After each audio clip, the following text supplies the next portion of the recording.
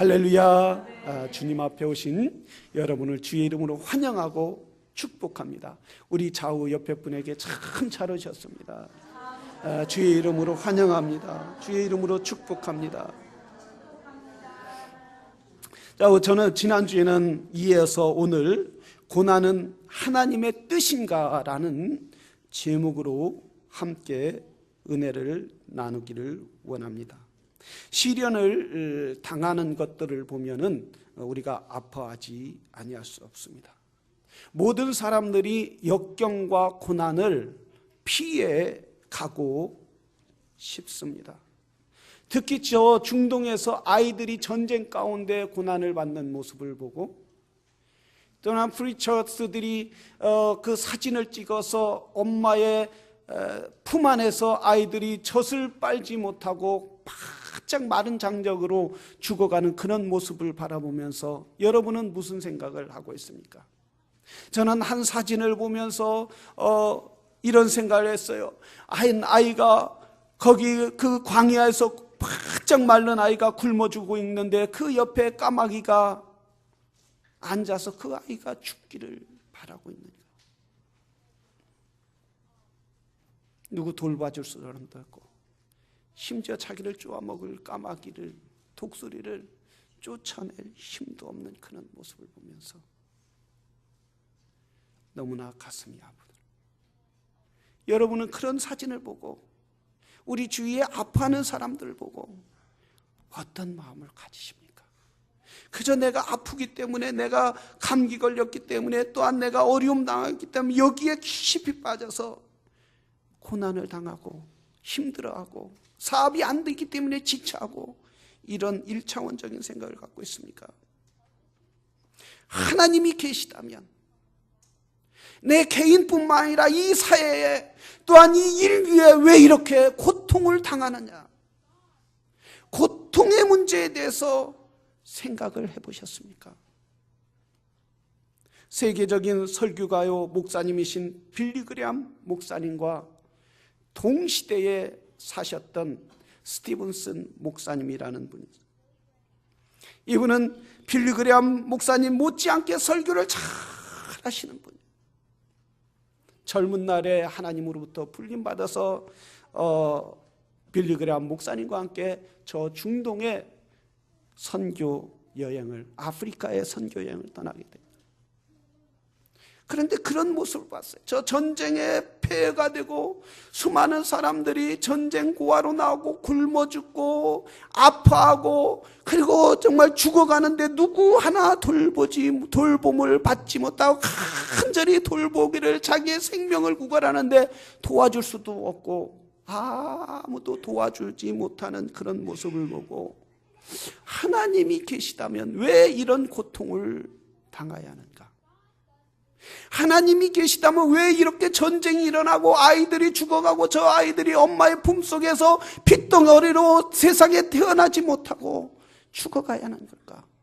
하면서 이 스티븐슨이라는 분은, 그렇다면 하나님이 무능하시다면, 하나님이 저들을 고치지도 못하고 치료하지도 못하고 저들을 평화롭게 살지 못하도록 하는 그런 무능한 하나님이라면 하나님을 떠나야겠다. 하나님은 계시다면 왜 저렇게 인류를 고통 가운데 들어? 그래서 이 스티븐이라는 분은 그 많은 재능을 가지고, 그 많은 능력을 가지고 하나님을 떠나기로 결심해요.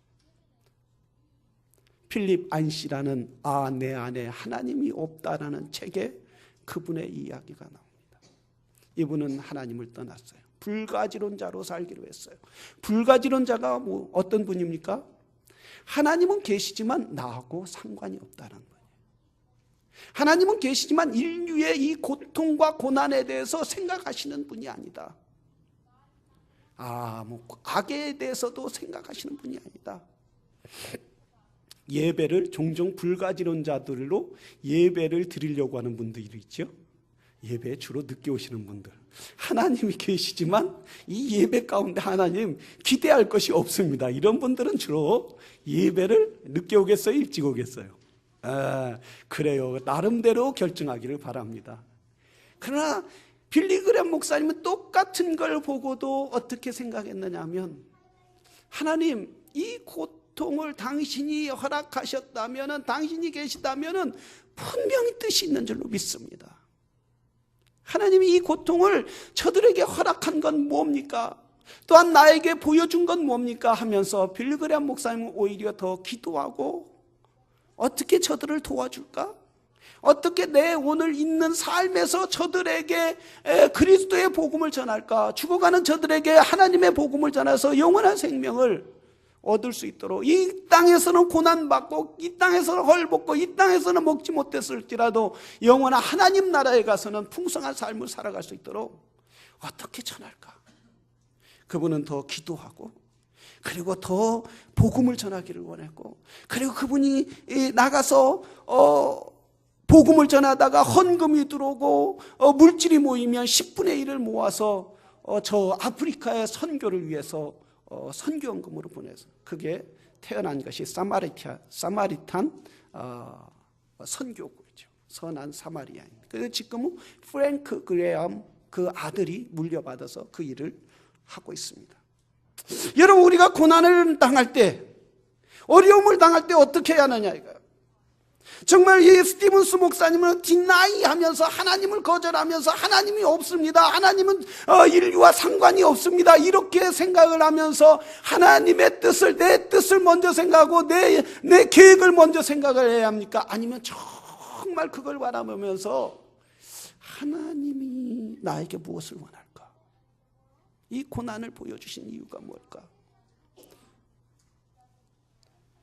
모든 인류에는, 모든 개인에게는 고난이 따르고, 그 고난 가운데 분명한 하나님의 뜻이 있다라는 사실이에요. 오늘 베드로는 그 문제에 대해서 다루고 있어요. 정말 하나님이 계시다는 것을 말씀하고 있어요. 하나님, 오늘 15절의 고난에 대해서, 문제에 대해서 말하고 있어요. 15절에 너희 중에 누구든지 살인이나 도적질이나 악한 행실이나 남의 일을 간섭하는 자로 고난을 받지 말려니와. 자, 이 고난도 있는데 어떤 고난이 찾아오느냐말로 이야기하느냐면, 살인을 하는 것이 고난도 온다는 거예요. 여러분, 살인하고 감옥 가는 사람들 많이 있잖아요. 도적질해서 감옥 가는 사람들 있잖아요. 어떤 사람들은 그래요. 내가 저 가난한 사람들, 한국의 김대두라는 그 도둑을 보고 한국의 의적이다라고 이야기하죠. 그 사람은 뭐라고 하느냐면, 내가 도둑질해서 부자들 걸 훔쳐서 가난한 사람들에게 나눠주니까 한국 사람들이, 야, 현대 홍길동이 나타났다, 의적이다, 이렇게 그 사람을 막, 그래서 감옥 간. 그게 어떤 사람은, 야, 이것이 하나님의 뜻이다 말이야, 이렇게 잘못됐다는 거예요. 그렇게 도적질해서 남의 걸 훔쳐서 다른 사람을 도와주고, 그래서 내가 감옥에 간 거 하나님의 뜻을 위해서 내가 감옥 갔다, 이것은 잘못이라는 거예요. 정말 다른 사람을 도와주고 싶으면, 고난받는 사람에 대해서 도와주고 싶으면 내가 열심히 해서, 내가 투자해서 열심히 노력해서 다른 사람을 도와주라는 거예요. 그래서 자기의 영광을 위해서 자기가 고난을 받는 것을 의롭게 만들려고 하지 말고, 정말 하나님이 우리에게 고난을 허락하시는 것은 무엇이냐 하면, 예수 그리스도의 이름으로 능력을 받고 고난을 받는 것이 하나님의 영광이라는 거예요. 베드로는 친히 자기가 고난을 받은 적이 있어요. 사도행전 5장 18절에 보면은 베드로가 복음을 전하다가 감옥에 가게 됐어요.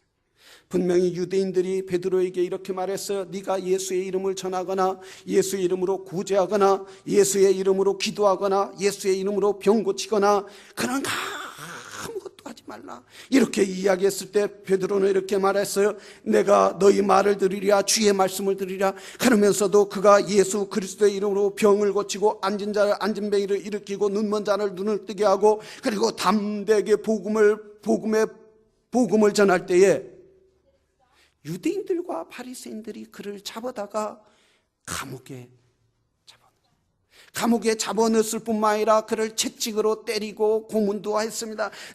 너희가 예수의 이름으로 어떤 것도 하지 말라고 했는데 하면서 그렇게 감옥에서 고난을 받을 때 그것이 예수의 이름으로 받는 것이 그것이 고난이라는 거예요. 우리 하나님께서 이 고난을 허락하여 주셨다는 거예요. 그래서 주님이 뭐라 했어요? 우리 주님은 너희가 이 세상에서 고난을 받지만은 어려움을 피하게 만들지 않겠다라는 거예요. 너희에게 세상에서 고난을 허락하여 주시겠다는 거예요. 그러나 고난을 허락하여 주지만 너희 혼자 놔두지 않겠다는 거예요. 주님이 이렇게 말했어요. 너희가 세상에서 환난을 당하나 담대하라. 내가 세상을 이겼노이라. 예수님이 이미 고난을 받으셨기 때문에 우리는 그 고난을 이길 수 있는 힘과 능력을 주시겠다라는 말씀이에요.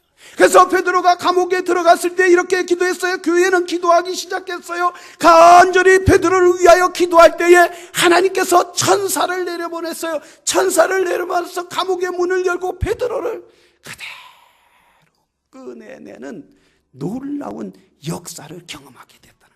베드로가 그렇게 감옥에 들어가고 고난과 아픔을 경험하게 한 이유는 하나님의 거룩한 뜻을 나타내기 위해서 고난을 허락하여 주셨다라는 사실입니다. 오늘 저와 여러분의 개인적으로 고난을 받는 이유가 뭡니까? 아프기도 하고 질병으로 고통을 당하기도 하고 사업으로 어려움을 당하기도 합니다. 자녀들 때문에 가슴 아파서 잠을 이루지 못할 때가 있습니다. 하나님께서 그걸 허락하신 이유는 하나님의 영광을 드러내기 위해서 허락하여 주셨다는 사실이에요. 믿는다면 우리 이 고난을 이길 수 있는 거예요. 믿는다면 이 고난이 아무리 큰 고난이라도 태산 같은 고난이라도 이길 수 있는 힘을 누구로부터 받을 수 있어요? 주님으로부터 받을 수 있는 능력이 그분으로부터 오는 줄로 믿습니다. 우리 하나님은 우리를 사랑하기 때문에 고난을 허락하시고 고난을 허락하기 전에 분명히 경고를 하여 주신다는 사실이에요. 너희가 고난을 당할 수 있으니 담대하라. 제가 우리 예구한테 늘 같이 타고 다니면 차를 운전하게 하면 늘 불안해요. 왜냐하면 얘가 막 속력을 주로 누구 닮았느냐 했더니 지 애비를 닮았어요. 속력을 주로 팍 해서 야, 너 이렇게 가면 안 돼. 때로는 혼내기도 했어요. 내려 저 한쪽에다 세워. 가스대인에서 내가 운전하게 했어. 기도 뺏기도 했어요. 경고를 여러 번 줬어요. 근데 지난 수요일 예배 드리고 나서 이제 감기가 와서 약을 먹고 한참 자는데 누가 누굴 두드려요. 그러니까 채훈이가 두드려요. 왜? 몽롱한 사람 왜 그랬더니 예구 형 사고 났대요. 정신이 바짝 드는 거예요. 그때까지 뭐 두드리고 전화 왔어요라고 할 때는 몽롱했는데 사고 났다니까 바짝 드는데 뭐라 그러나 다쳤대 안 다쳤대? 병원에 갔어 안 갔어? 그러니까 전화 직접 받아보세요. 싱싱한 나는 그렇게 막 걱정이 태산같이 일어났는데 싱싱한 목소리 아빠 나 사고 났어요. 그래. 죽지 않았으면 됐다. 마음으로 에머전시로나 뭐 이성이 없다는 거예요. 그래서 어디냐요? 갔죠. 갔는데 타이어 3개가 완전히 망가지고 그 휠까지 그 알루미늄이 얼마나 튼튼해요. 다 찌그러져서 쓸 수가 없는 거예요. 그 정도. 그런데 사람은 하나도 안 다치는 거예요. 바퀴 3개만 다 나가고 위로고. 큰 사고라면 큰 사고였는데 하나님께서 보호해 주신 줄로 믿습니다. 지켜주신 거예요. 하나님이 인도하신 거예요. 그럼 어떤 사람은 그래요.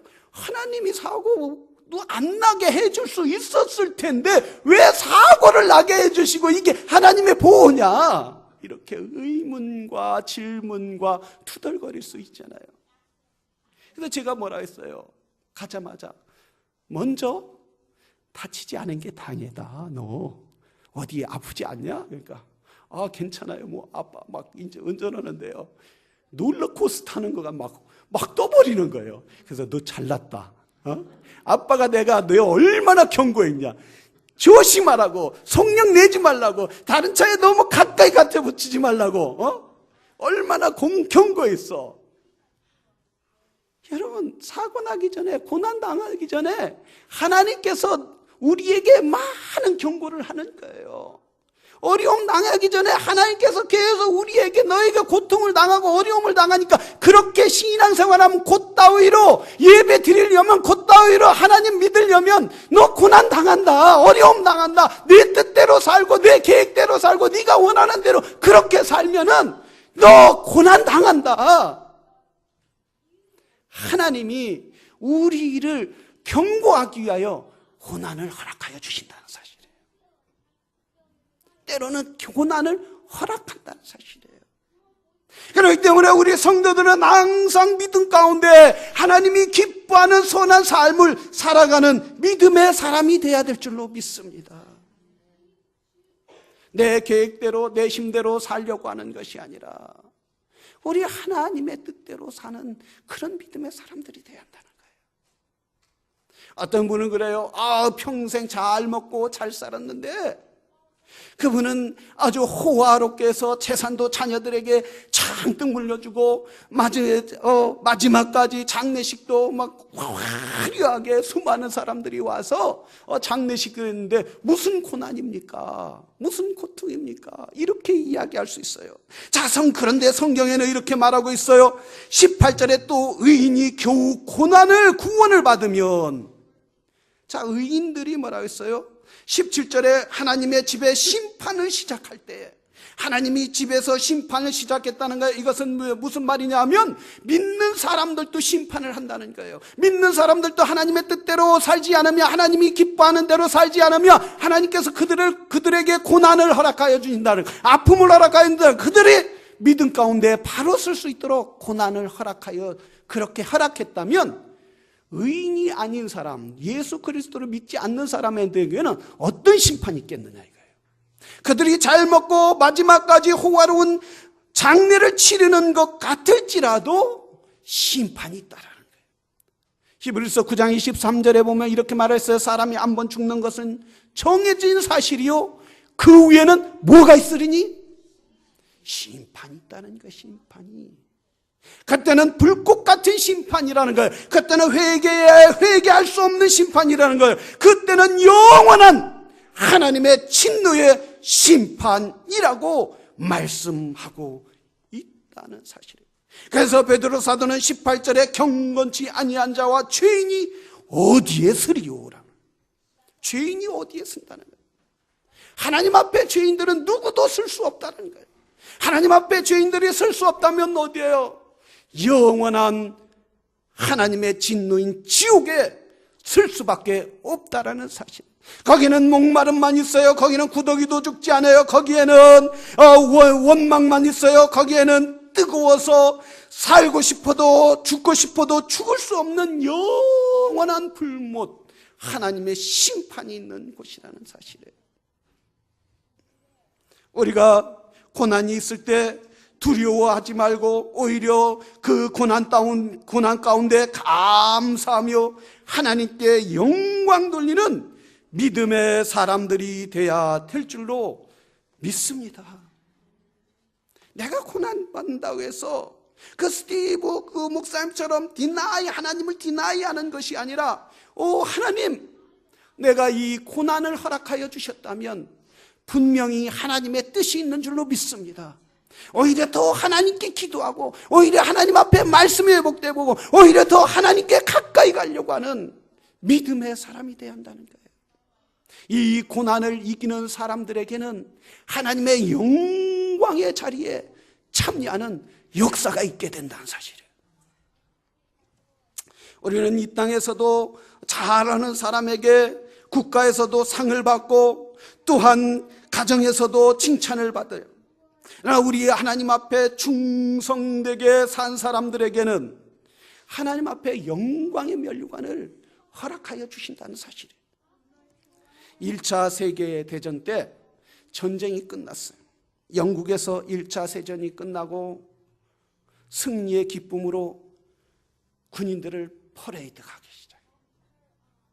왕이 가장 로얄 자리에 앉고 그 다음 총리, 장관들, 국회 상하의원들 쫙 앉고 또한 국무위원들 앉고 수많은 시민들이 그 군인들의 퍼레이드하는 것을 보기 시작합니다. 탱크 부대가 지나갑니다. 그 다음 육군이 지나가요. 해군이 지나가요. 공군이 지나가고 해병대, 특수부대가 다 지나가요. 근데 맨 나중에 다리가 절고 눈이 빠지고 손이 잘리고 다리가 잘리는 상위군 용사들이 지나갈 때에 왕서부터 모든 국민들이 뻘떡 일어나서 박수를 그 수많은 사람들이 그 아픈 상위군들을 보고 다리 없고 눈이 없는 그런 사람들을 보면서 국가를 위해서 헌금 그 모든 걸 잃어버린 것에 존경을 표시하고 일어나는 거예요. 왕도 그 자리에서 머리를 조아린 그분들의 노고에 대해서. 이분들은 전쟁에 나가서 싸울 때 아픔을 겪고 손이 잘려나갈 때 내가 이 나라를 위해서 이렇게 한건 이런다고 해서 내가 무슨 영웅이 되고 무슨 대접이 받을까? 내 눈이 잊어버렸는데 내가 무슨 이 나라를 위해서 했단 말이야. 나라가 나를 위해서 무엇을 해준단 말이야. 이런 원망과 아픔과 그 자기의 손발이 잊어버린 것 때문에 고통을 당하며 좌절과 낙심을 가진다 할지라도 국가는 잊어버리지 않더라는 거예요. 국가는 그분들을 가장 귀중히 여기더라는 거예요. 가장 귀중히 여기서 왕서부터 모든 국민들이 일어나서 경의를 표해 주더라는 거예요. 여러분, 우리가 이 땅에 살아가면서 하나님 나라를 위하여 눈물을 흘리고 하나님 나라를 위해서 아픔을 당하고 때로는 저 밖에서 일하면서 말이에요. 설거지하다가 설거지했는데 꼭 어떤 사람 그 보는 사람 있잖아요. 왜 여기 고춧가루가 있어? 나는 보이지 않는데 꼭 보는 사람이 있더라고요. 왜 요건 안 닦았어? 그럼 자기가 닦으면 되지. 왜 그걸 지적하느냐, 열심히 하는. 오늘 반찬이 왜 이래? 요것밖에 안 돼? 이러는 분들 있잖아요. 너 교회에서 열심히 내가 수고했는데 뒤에서 막 이야기하는 사람 있잖아요. 내가 사랑을 베푸는데 사랑이 아니라 막 내 가슴에 비수를 끊는 사람 있잖아요. 그런 사람 때문에 아파하고 눈물을 흘리고 또 내가 교회의 연약한 성도들을 섬기다가 때로는 비난의 소리를 들으면서 그만두는 것이 아니라 끝까지 그들을 사랑할 때 포용할 때 우리는 주님의 고난에 동참하는 줄로 믿습니다. 우리는 그 아픔을 가지고 어디를 가요? 상위군 용사들이 왕 앞에 서는 것처럼 우리는 전능하신 만왕의 왕 앞에 설 거예요. 그때 우리 주님이 눈물을 씻어주시고 아픔을 씻어주시고 내 아픔이 어디야? 너 섬기다가 셀리더로 섬기다가 어디 아팠니? 그래 너무 아프지? 아팠지? 나도 아팠다. 그곳에 하나님이 빛나는 면류관으로 씌워 주실 줄로 믿습니다.